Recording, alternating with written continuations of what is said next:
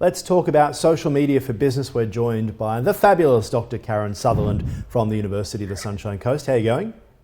Well, how are you this morning? Doing very, very well, thank you. We're talking about algorithms today. Facebook looking to change its algorithm a little. There's a lot of people in social media and business owners who go, not again. Feels like they're changing every 20 minutes. What's happening?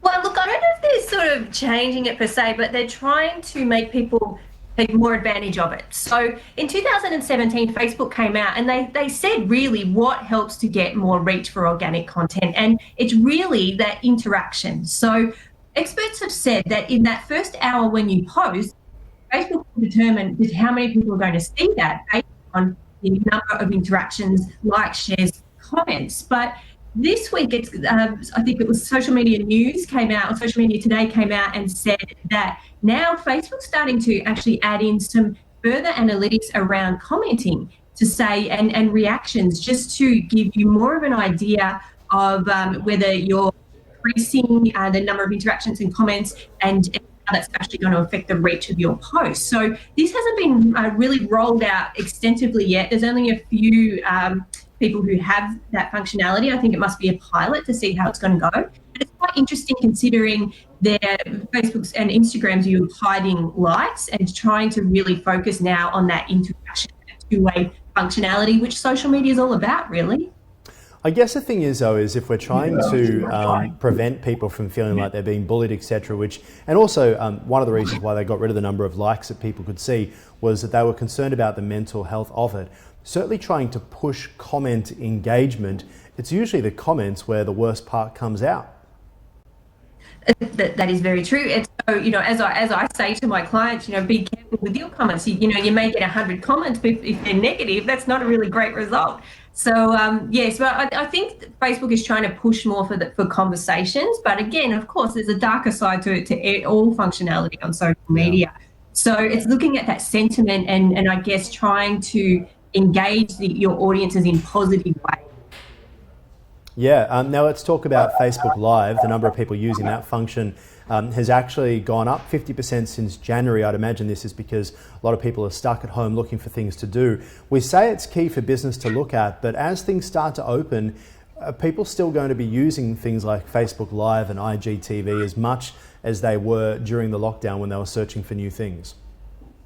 It's really hard to know at this stage, but I think really if the content is good, people will watch it. But just the flood of it. But there were a lot of people sort of trying it out for the first time, I think, during the lockdown, just to get out there, which was good to try and engage with their customers during that period. But how if they're actually finessing that and improving to actually produce a quality show or quality live streams, I think we'll just have to wait and see. I know we've discussed before, going to buy equipment that you can use for live streaming and podcasts. It's impossible. so I think you've bought it all, haven't you? Oh, well, I bought a few things, yeah, I can't deny. But but yeah, it's just, I guess people would try anything. But it was good because there were so many businesses and business owners who were scared to experiment before. And they say necessity is the mother of invention. And so it really helped people go at this technology to try and continue building relationships with their customers. Yeah. Now, we've seen obviously during the Black Lives Matter protests in recent weeks, there have been different ways that these social media platforms have been responding, engaging, dealing and treating President Trump. Twitter, I guess, has taken the big, bold step and President Trump essentially threatening them in retaliation. Whereas Facebook's had some interesting, obviously Mark Zuckerberg's come out saying we're not going to be like Twitter. Then you've had a whole bunch of employees who resigned from Facebook over it as well. And now we're starting to see Facebook change their tone too. What do you think the Black Lives Matter protest movement has taught us about the different social media platforms and how they see editorial control?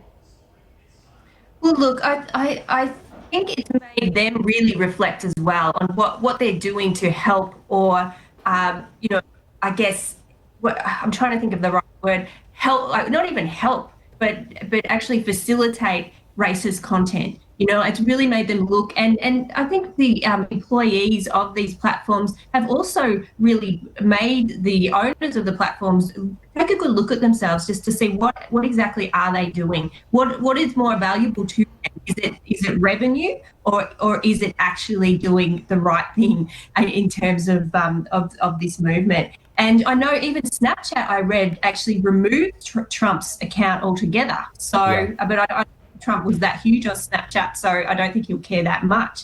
But yeah, I think it's made everyone really But what think. I'm seeing, what I've noticed that's interesting is that up until now, these platforms have been really wary about having any editorial control. They've been fighting when it comes to Congress, when it comes to having the media spotlight put on them, saying, hey, we aren't the people making the content, we just house the content.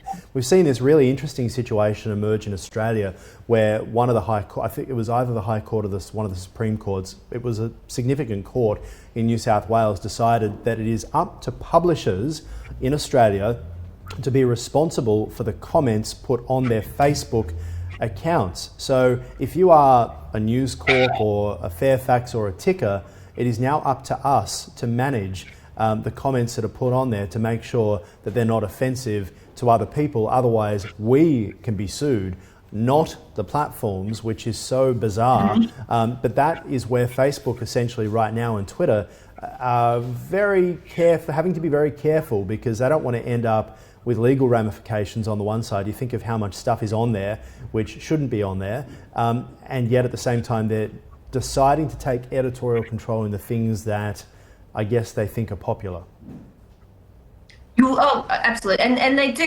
They sort of select certain things and leave certain things, and sometimes it's a public pressure that makes them actually come out and say something. And I think the whole thing is so complex, and we often talk about this idea of control in lectures at USC, and how can it actually happen? Like, honestly, how can the platforms, how can the government actually control the volume of content that is being produced by people just on there? Like, how can that actually happen?